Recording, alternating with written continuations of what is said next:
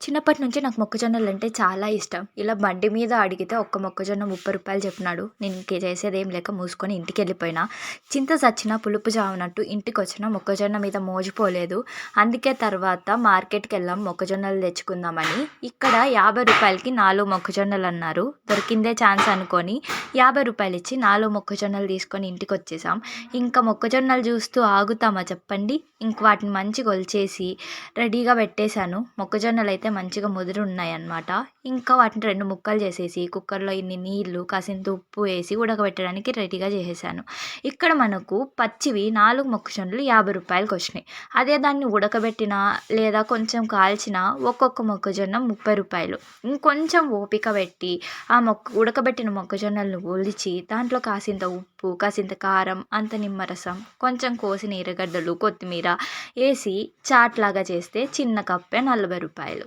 ఇంకా కొంచెం ప్రాసెస్‌లో మొక్కజొన్నని పెట్టి క్రిస్పీ కార్న్ చేస్తే ఒక కప్పు రూ. 60.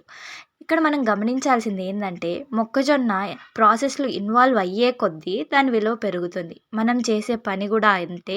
పని కష్టమైన నాణ్యతగా, క్వాలిటీగా, పర్ఫెక్ట్‌గా చేస్తే కష్టమైన పని అయినా కూడా మన విలువ కూడా పెరుగుతుంది. వచ్చే ఫలితం కూడా గొప్పగానే ఉంటది. ఇంకా మన మొక్కజొన్నలైతే రెడీ అయిపోయాయి. దీనికి మేకప్ చేయాలి కదా! మేకప్ పౌడర్ కావాలి కదా! ఆ మేకప్ పౌడరే ఈ ఉప్పు, కారం. మేకప్‌ని పూయడానికి బ్రష్ కావాలి. ఆ బ్రషే ఈ నిమ్మకాయ. మేము బీటెక్‌లో చదువుకునేటప్పుడు కాలేజ్ ముందర ఇలా మొక్కజొన్నలు అమ్మేవాళ్ళు. అప్పుడు కూడా 20 30 ఎంతో ఉండింది.